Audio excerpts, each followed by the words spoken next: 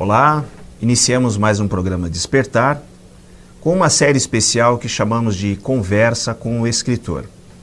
Estamos aqui hoje com o escritor Ailton Paiva, autor de 8 livros, já preparando o 9º livro. Vamos conversar a respeito da literatura espírita, do seu trabalho dentro do movimento espírita e também sobre o novo livro. Ailton, é um prazer recebê-lo aqui. Prazer é meu estar com você e com os telespectadores. Ótimo. Ailton, eu lendo a respeito desses anos todos que você está no movimento espírita, eu vi lá uma conexão sua com o seu Sebastião Paiva, Sim. Que é seu tio, né? O Sebastião desencarnou agora, acho que em 2013, né? Isso. Ele iniciou você dentro do movimento espírita ou não há uma relação entre a sua entrada no movimento e o seu tio? Não, há uma profunda relação. Porque eu, até o início da adolescência, eu não tinha religião. E na convivência com meu tio, certa feita eu estava na casa dele e ele chegou com um livro e falou: olha, dá uma olhada nesse trecho desse livro aqui, o que você acha? Aí eu comecei a ler e fiquei maravilhado, porque era uma descrição de um pôr de sol no mar. Tá? E o autor, então, descrevia aquilo como se eram pedras preciosas que se desfaziam na crista da espuma. E eu fiquei encantado com a redação. Né? Aí ele disse assim: você gostou? Eu falei: eu gostei. E eu nunca tinha lido romance, eu só lia gibi, que era a literatura dos... Coisa da idade, né, Ailton? Da idade. E eu falei: o senhor está lendo o livro? O senhor me empresta para ler? Não, pode ler. Não sabia que ele já tinha preparado isso, né? E, na verdade, esse livro era do Calvário ao Infinito, do espírito de Victor Hugo, psicografado pela médium Zilda Gama. Aí eu li, inicialmente empolgado com a história de um camponês que se apaixona por uma aristocrata russa, da família russa, e ela por ele, mas aí vem os encontros e desencontros, certas situações que remetem ao passado, sim. a vidas anteriores. Aí eu fui entendendo essa conexão da pluralidade da vida, das existências, da reencarnação, a lei de causa e efeito. Mas olha, isso aqui é uma coisa maravilhosa. Essa foi a abertura, então, que você teve para entrar dentro do espiritismo, né? Aí, a partir daí, você começou a frequentar algum centro específico? Você morava onde nesse período, Ailton? Oi? Você morava onde? Morava aqui mesmo. Aqui eu morava na casa do meu tio e da minha avó, porque o meu pai era ferroviário e ele era chefe de estações em pequenas cidades que não tinham a escola, o ginásio, que naquela época. Então morava período de aulas com eles, né? E então nesse período, o que foi? Você já conhecia algum centro espírita? Centro espírita, exatamente. Então, eu primeiro li, li o Calvário Infinito, depois li Dor Suprema, enfim, li a série da Zilda Gama. E ele me fornecendo os livros. Eu comecei a ler, comecei a ler também o Livro dos Espíritos. Aí o Roberto Previdello, que foi companheiro dele lá na Sociedade Beneficente Cristã, me convidou para participar na mocidade do Centro Espírita Paz, Amor e Caridade. Sei. Então, quando eu fui para a mocidade, eu já tinha um conhecimento da doutrina. Você já tinha lido várias obras, né? E como eu já tinha um conhecimento, eu passei a ser um palpiteiro nas reuniões, né? Você já chegou já com um bom conhecimento, né? Aí perguntavam lá, até me lembro uma reunião coordenada, um encontro de mocidades, porque naquele tempo cada centro tinha a sua mocidade. Sim. Existia a Mocidade Espírita, MEB, Mocidade Espírita de Bauru, né? Que se reunia no último domingo do mês aqui no Amor e Caridade. E numa das reuniões que foi coordenado pelo Aldir Guedes, Ele começou a fazer perguntas lá e eu comecei a responder, né? Levantava a mão, respondia. Aí já, né, o pessoal se aproximou para eu participar da mocidade e tal, foi assim. Porque você já entrou na mocidade, já diferentemente da maioria, você já vinha já com conhecimento, já né? tinha lido Seu pai, praticamente um mentor, iniciou você, né? Nesse aspecto. E você também atuou durante muitos anos como dirigente espírita e atua até hoje, né? Sim. Isso é na cidade de Lins? Não, eu comecei aqui em Bauru. Começou em Bauru? Comecei em Bauru, na União Municipal Espírita de Bauru, né, a UMEB. Né?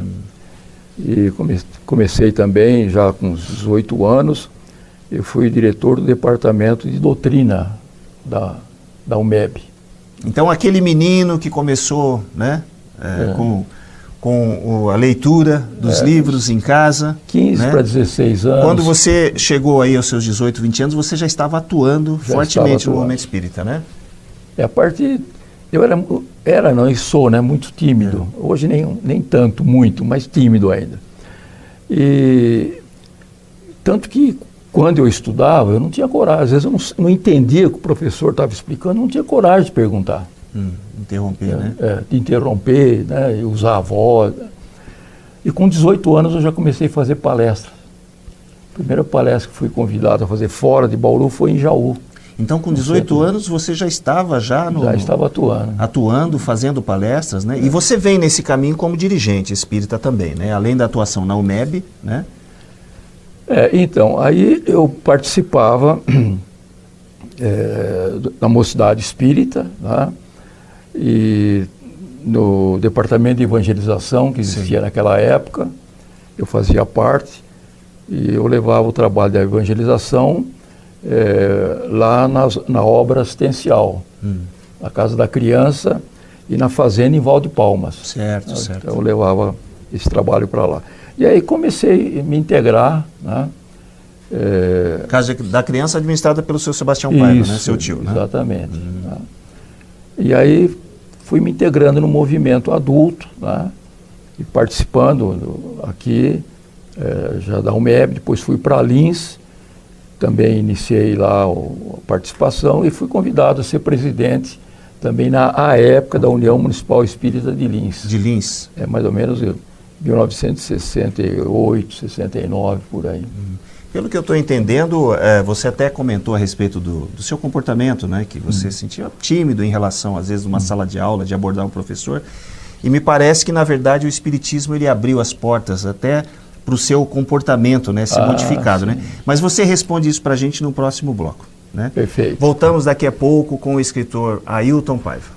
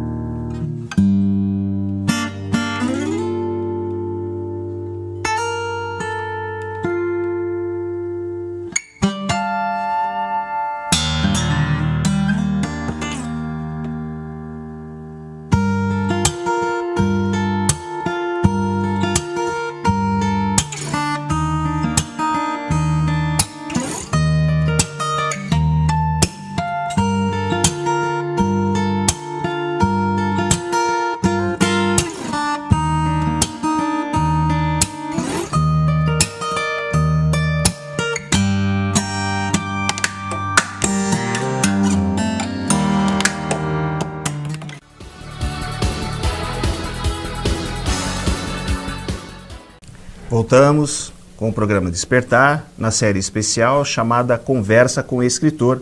Hoje aqui com o escritor Ailton Paiva. Ailton, nós falávamos da sua atuação como dirigente espírita, desse caminho que você percorreu, né, como um adolescente, em contato com a literatura, e aos 18, 20 anos já fazendo palestra, atuando dentro do movimento espírita. E na cidade de Lins, você teve a oportunidade de desenvolver esse trabalho e praticamente você fincou raízes, né? Ou seja, você até é casado e tem a sua vida, né, na cidade de Lins, né? Então... A cidade tem essa importância, houve né? um momento, né, da minha vida, que eu fui convidado a fazer uma palestra de encerramento do Encontro de Mocidades Espíritas no Universidade de São Paulo, na cidade de Dracena.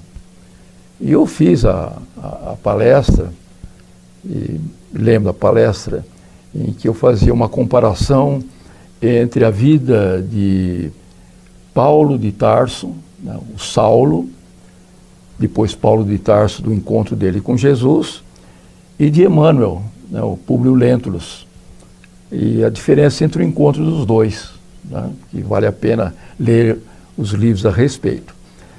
E terminei a palestra, me veio uma jovem lá, falou: olha, gostei da sua palestra, mas você, no trecho tal, você errou infinitivo pessoal.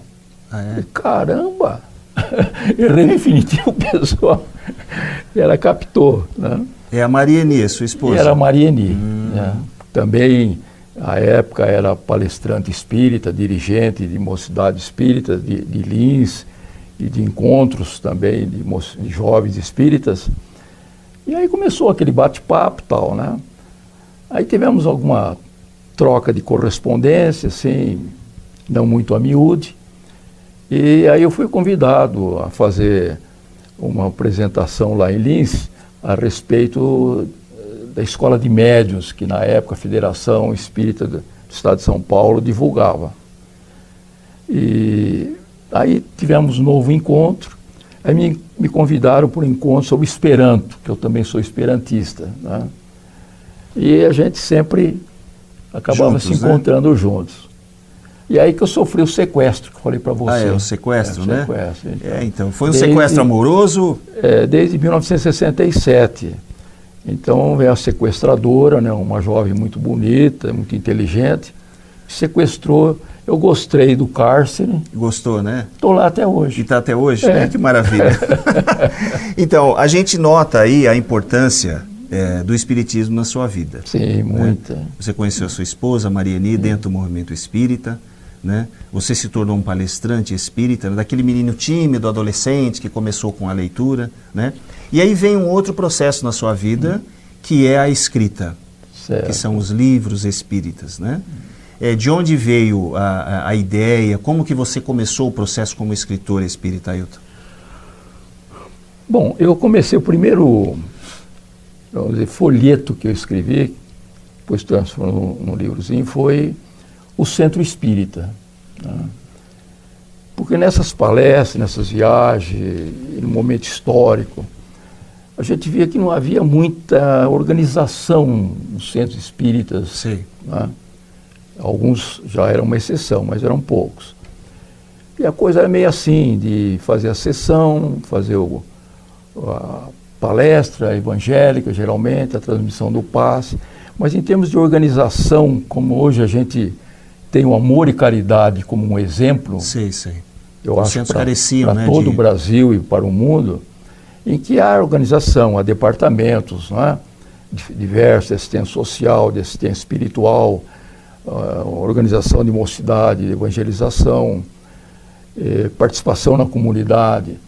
Então eu escrevi esse livro, que era o Centro Espírita com uma visão integrada, com departamentos, né? E já na prática procuramos aplicar isso na Casa dos Espíritas, que é o centro que desde que eu fui para Lins, eu passei a participar e me incorporei lá na diretoria, né? Então esse foi o primeiro. E depois a gente, né, à medida que os assuntos iam surgindo, fomos escrevendo algumas outras coisas. Então, eu reparei no trabalho seu como escritor, depois desse trabalho, né, do Centro Espírita, que serviu como orientador, né, na forma do centro se organizar, né, administrativamente, internamente, você como uma formação acadêmica que você tem em ciências jurídicas e sociais, você trabalhou no sentido de, nas obras que eu percebo, você fazer uma conexão entre o espiritismo e as ciências sociais, e por que não, políticas, né? E eu percebo essa sua preocupação com o espírita, não só o espírita, mas o ser em sociedade. O cidadão. O cidadão, né? E até fazendo um trabalho de pesquisa em relação às suas obras, né? Eu cheguei até a Aristóteles, né, o filósofo grego, onde ele disse que o homem é um animal político. Né? E hoje em dia as pessoas, de uma forma confusa, até distorcida, entendem apenas a política partidária. Né? Esquecem, né, da questão da política enquanto viver em sociedade. Né? Como que foi para você desenvolver esse, porque eu considero até um quebra-cabeça, né? Você unir Kardec, né, política e ciência e filosofia, né, nesses conceitos de algumas de suas obras, né, Ailton? Então, ocorreu o seguinte, no encontro de mocidades espíritas da Noroeste de São Paulo, nós fomos convidados, numa delas, não me lembro agora se foi a 24ª, acho que foi a 24ª, a apresentar um seminário na cidade de Ourinhos. E o tema desse encontro era a Gênese, né? Por sinal nós estamos comemorando aí os 150 anos. E as temáticas eram tiradas da Gênese. E, no caso, a proposta para mim foi o final dos tempos, né? Com uma conexão com obras póstumas, as aristocracias, né? Numa visão política. E eu achei aquilo muito instigante, muito interessante, né? E procurei então estudar, me debrucei sobre as leis morais que eu já conhecia, lendo. Eu passei a estudar, e com esta visão, já que o direito vinha me trazendo, eu vi, olha, aqui é uma coisa fantástica. Aqui os espíritos abordam todas as áreas do conhecimento humano. Abordam economia, abordam sociologia, hoje teríamos a ecologia, né, que era um termo não muito usado naquela época, mas está tudo ali nas leis, das leis morais, a terceira parte do Livro dos Espíritos. Tá?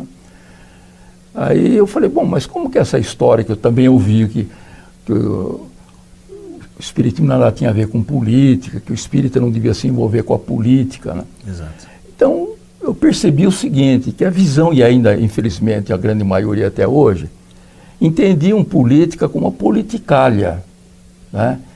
Que é o exercício de cargos políticos por pessoas que têm interesses egoísticos, pessoais e de grupos. Né? E também clareou para mim a visão da política como a ciência, a arte da administração justa para o bem comum. Né? E também a separação que é necessário se fazer da política partidária como instrumento de legislação e de execução, poder legislativo e executivo. Dentro do processo democrático, isso é fundamental. Falei, bom, então vamos divulgar isso aqui. Eu fiz o seminário com algumas páginas apostiladas, né? E algumas pessoas começaram a me solicitar, né, que enviasse as apostilas. E prosseguindo no estudo, aí chegou um momento, falei, bom, eu vou fazer um livreto aqui a respeito disso. Fui ampliando, né? Isso, fui ampliando. E aí que surge a primeira edição do livro Espiritismo e Política, editado pela Dicesp de Santos, porque as outras editoras tinham medo. Tinham receio, né? Receio, imagina. De adentrar nessa área, né? E então, com essa publicação, eu passei a ser solicitado a fazer palestra sobre o tema, não muito, mas já passei, e eu continuei aprofundando então o tema. Em consequência, também ampliava o material, né? Então saiu uma segunda edição, né, sobre o Espiritismo e a Política, até tinha para a Nova Sociedade, e foi uma edição assim caseira, feita lá pela própria Casa dos Espíritas. Sim, né? sim. E posteriormente nós pudemos então ter a oportunidade, com o apoio do César Perry, então presidente da FEB, num aprofundamento maior ainda dos temas, das questões, lançar o Espiritismo e a Política, contribuições para a evolução do ser e da sociedade, que é a última edição. Fantástico, né? Ou seja, é um quebra-cabeça, são assuntos delicados, né? Mas você fez aquilo que é necessário, você debruçou, né, os olhos em cima desses assuntos. Porque né? a contribuição do espiritismo é muito grande. Não pode ficar trancada dentro do centro espírita. Exatamente. Ele não veio para os espíritas. Ele a veio doutrina para a espírita sociedade, veio né? para a sociedade. Exato. E ampliam mais assim, em termos para a humanidade. Exatamente. E nós temos as leis que harmonizam a questão econômica, a questão administrativa, né? A questão da igualdade, da solidariedade, da fraternidade. É que muitas vezes os dirigentes, né, que às vezes até coordenam grupos de estudo, por desconhecimento, Exato. ficam com receio, né? Ainda mais num processo que a gente vive hoje de polarização ideológica, né, no país e tal, as pessoas ficam com receio. Mas a gente vai falar a respeito disso no próximo bloco. Voltamos daqui a pouco, estamos aqui com o escritor Ailton Paiva, no programa Despertar. Nos aguarde.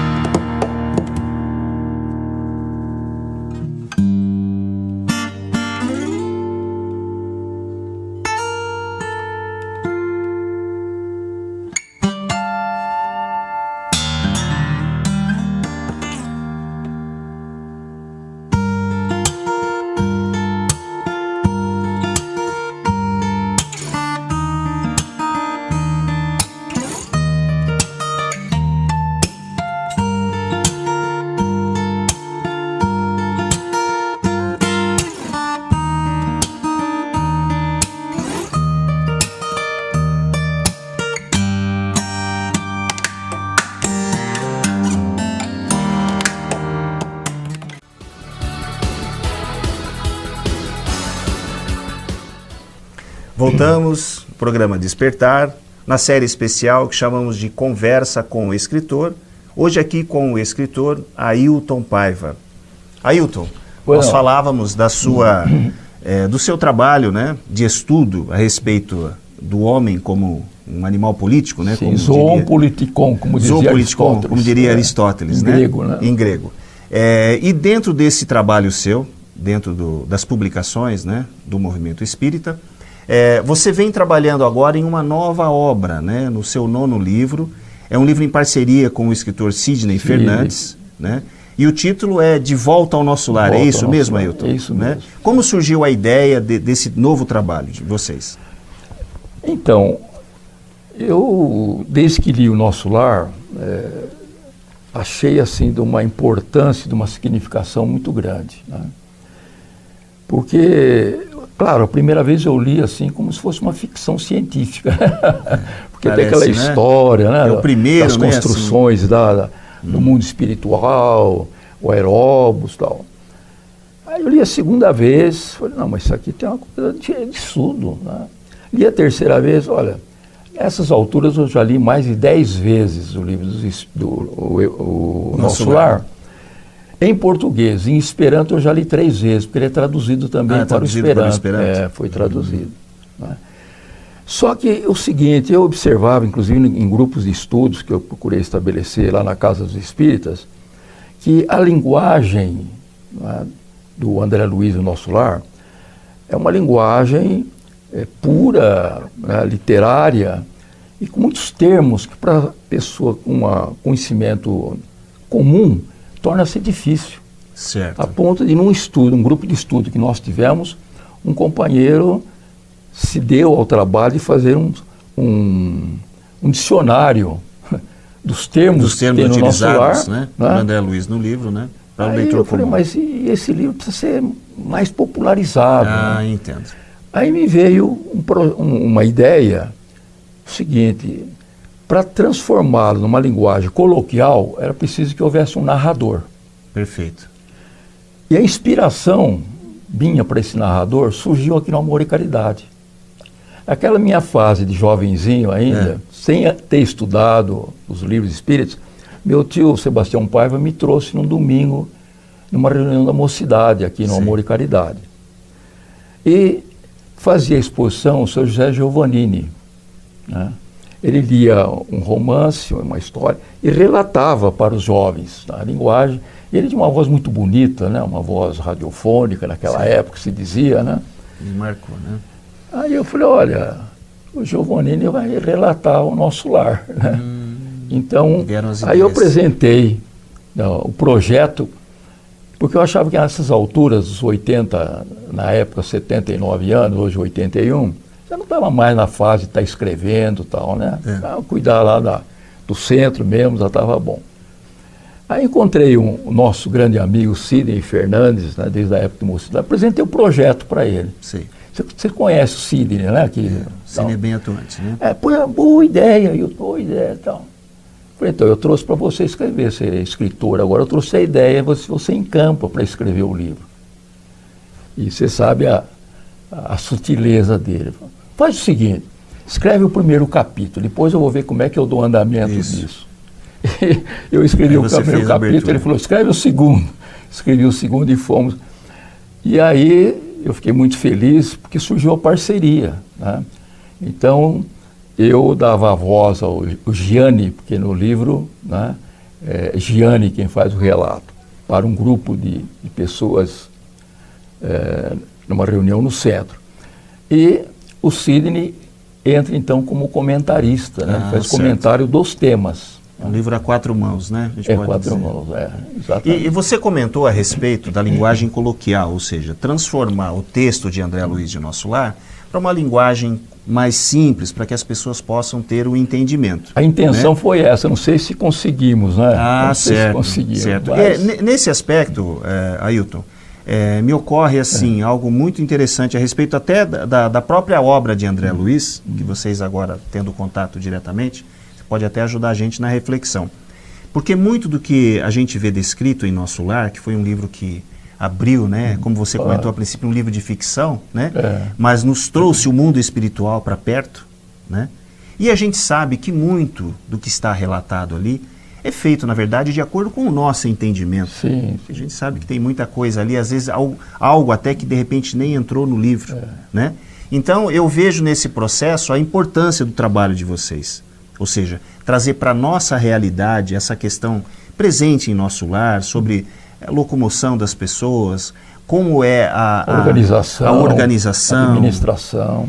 E houve nesse processo alguma descoberta nova, né? Depois de tantos anos, né? Você leu Nosso Lar em Esperanto, e tem o filme agora também, né? Tem o filme, né? Assistimos o filme também. O filme, né? Ou seja, para cada leitura sempre há um processo novo, uma nova descoberta, né? Nesse período, né? Que você tem contado. Houve alguma coisa assim que você falou, poxa vida, esse aqui eu não tinha visto ainda esse aspecto, agora me ocorreu uma coisa nova assim. Olha, cada vez que eu leio o Nosso Lar, eu vejo coisas novas. Sempre tem alguma surpresa, né? Porque, olha, no Nosso Lar, você encontra... assim, princípios de relações humanas, de economia, de sociologia, de política, né, de ecologia, tem tudo ali. Então, é uma obra muito importante para estudo mesmo. Aliás, a minha esposa, Marini, fez um estudo sobre isso, né? Quem sabe ainda a gente possa trazer a lume, né, esse estudo desse aspecto detalhado da correlação do Nosso Lar com essas ciências hoje humanas de relacionamento, de administração, de economia, tudo.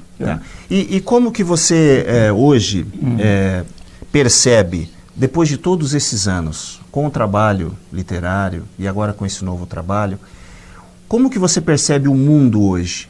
O mundo que quando você iniciou o trabalho há alguns anos atrás e o mundo de hoje? Você acha que o mundo hoje aceita mais a questão do homem como um ser político, né?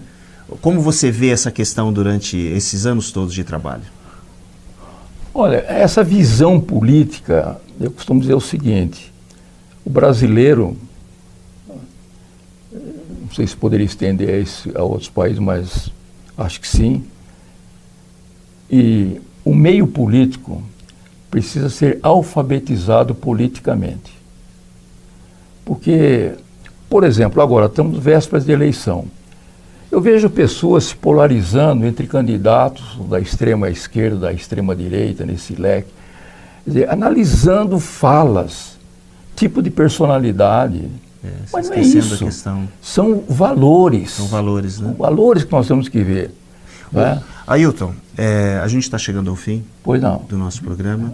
Já deixo o convite para que você volte numa outra oportunidade para a gente continuar falando A gente tem sobre muita coisa para falar, né? Tem, o assunto... Espiritismo é uma coisa maravilhosa, fantástico, né? Fantástico. Então já fica o nosso agradecimento. Eu que Muito obrigado agradeço. pela presença, Ailton. Eu agradeço a vocês a oportunidade, viu? Também o nosso caro Sidney, que sempre tem nos apoiado aí, nos incentivado. E estamos aí à disposição. Maravilha. Obrigado. Obrigado aos telespectadores. Para você que nos assiste, obrigado pela audiência e até a próxima.